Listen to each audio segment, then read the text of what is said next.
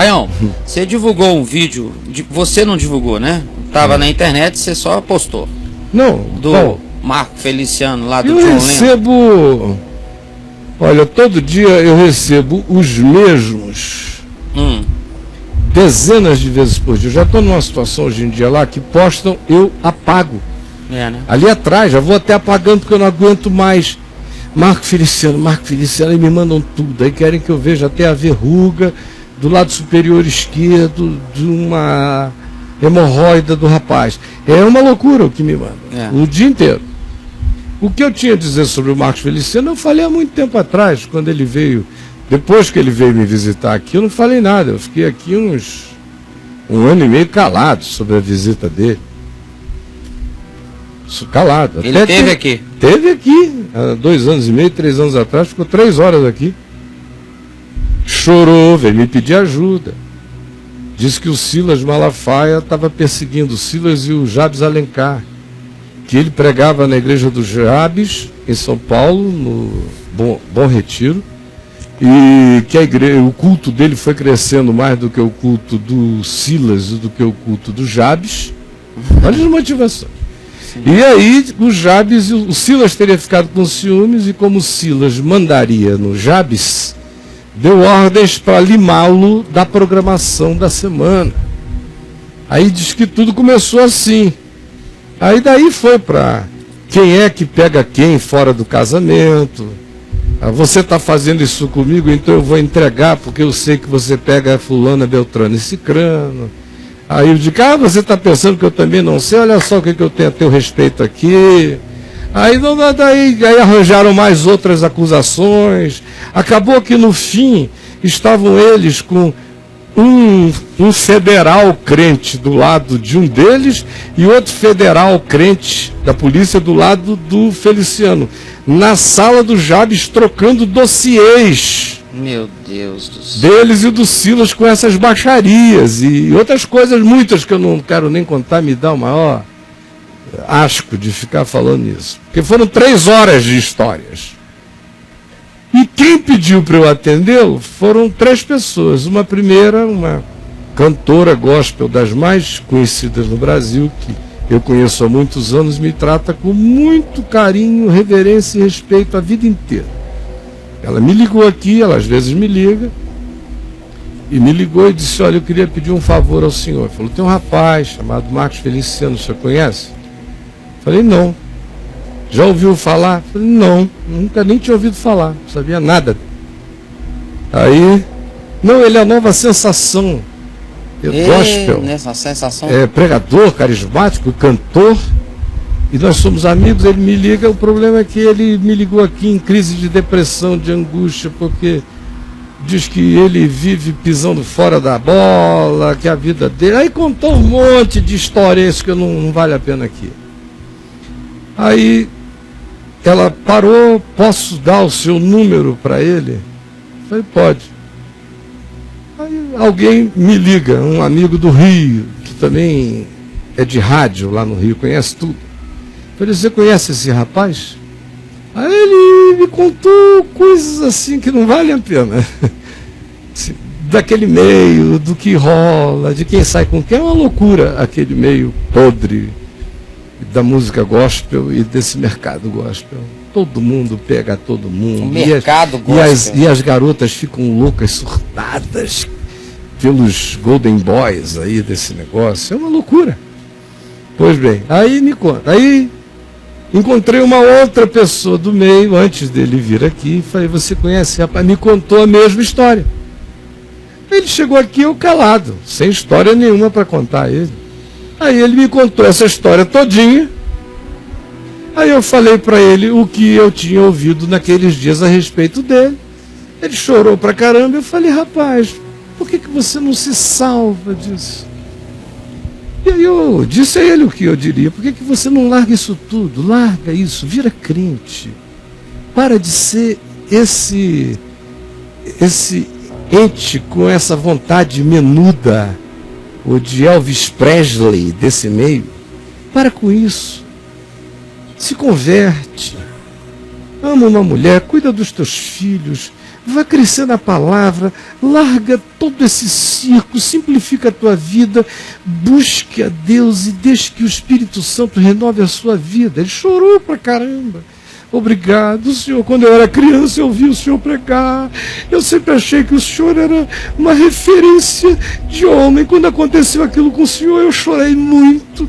Mas eu hoje vejo que o Senhor tinha razão. Me falou que o secretário dele, um rapaz aí vestido de azul marinho, assistindo o tempo todo. Eu orei com ele. Aí ele perguntou se podia mandar uma equipe, ele vir aqui, fazer uma entrevista comigo para o programa de TV.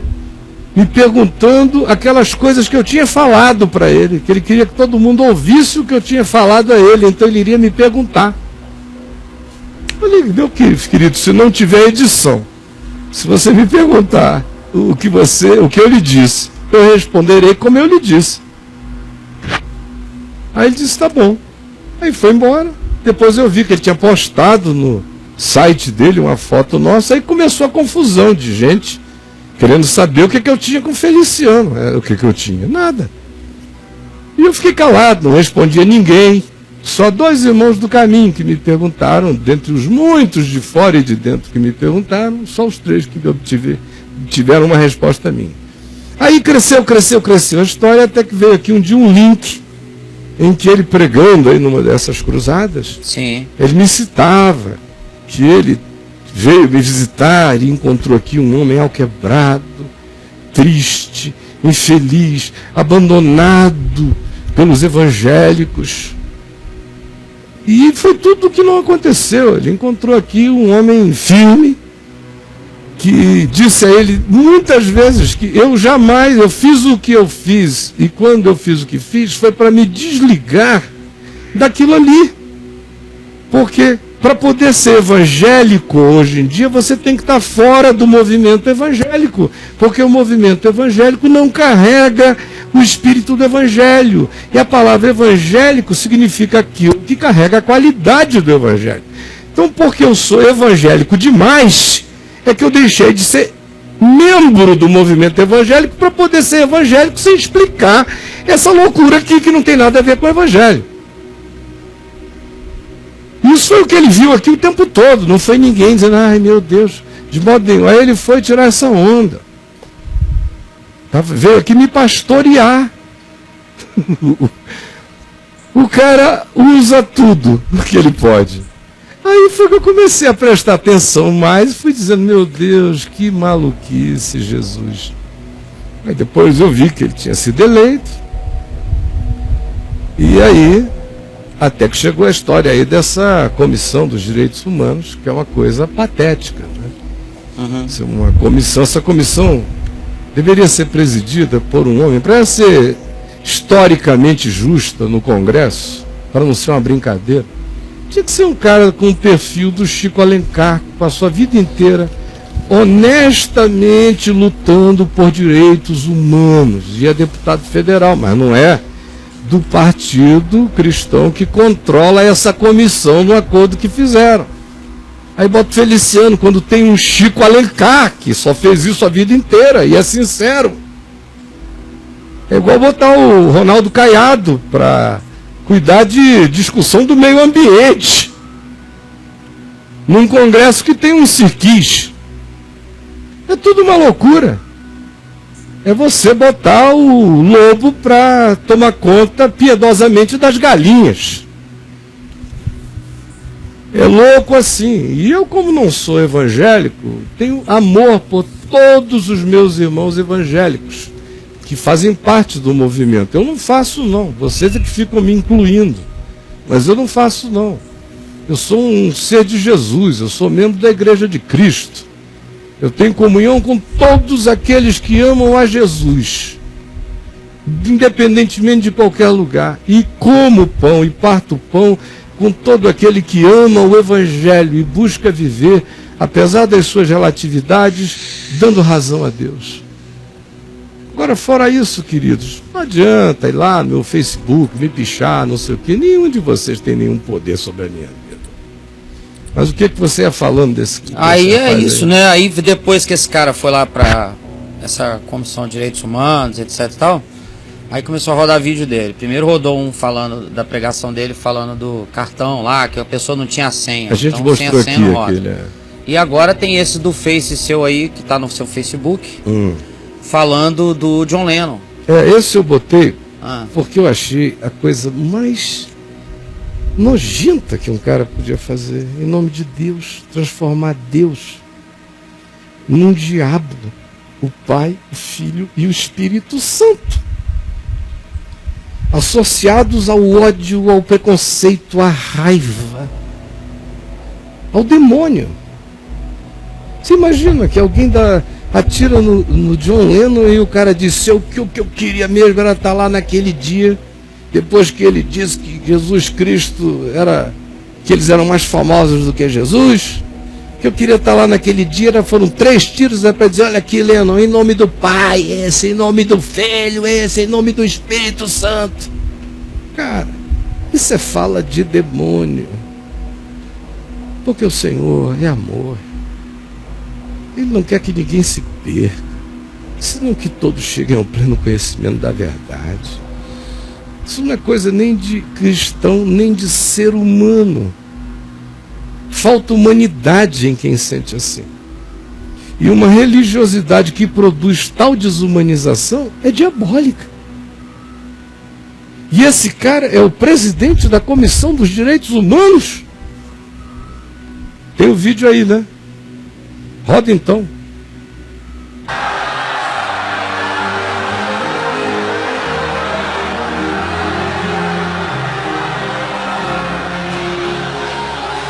Não é tempo de brincar.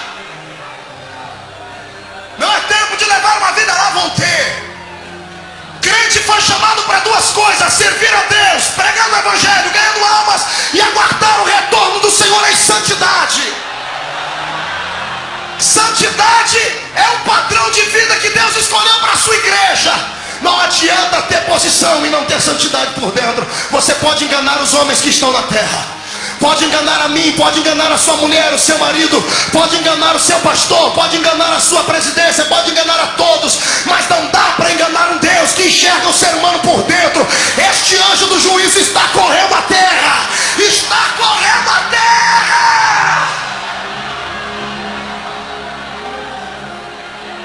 John Lennon um dia chegou diante das câmeras, pastor Reuel, bateu no peito e disse: os Beatles são mais populares do que Jesus Cristo. Jesus não era popstar como ele, mas sim o mestre de uma grande religião. John Lennon estava olhando para as câmeras dizendo: nós Beatles somos uma nova religião. A minha Bíblia diz que Deus não recebe esse tipo de afronta e fica impune.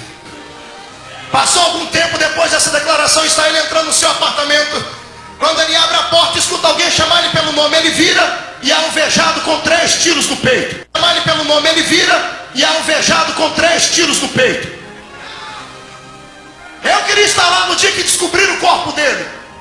Ia tirar o pano de cima e ia dizer: me perdoe, John, mas esse primeiro tiro é em nome do Pai, esse é em nome do Filho e esse é em nome do Espírito Santo. Ninguém afronta Deus e sobrevive para demonstrar.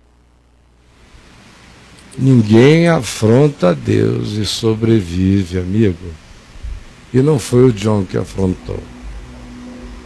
Fala de uns meninos lá no Oriente, no meio daquela loucura que eles mesmos achavam ridícula, patética, num contexto qual foi? As 2 coisas que ele disse: que o cristianismo ia morrer, estava morrendo.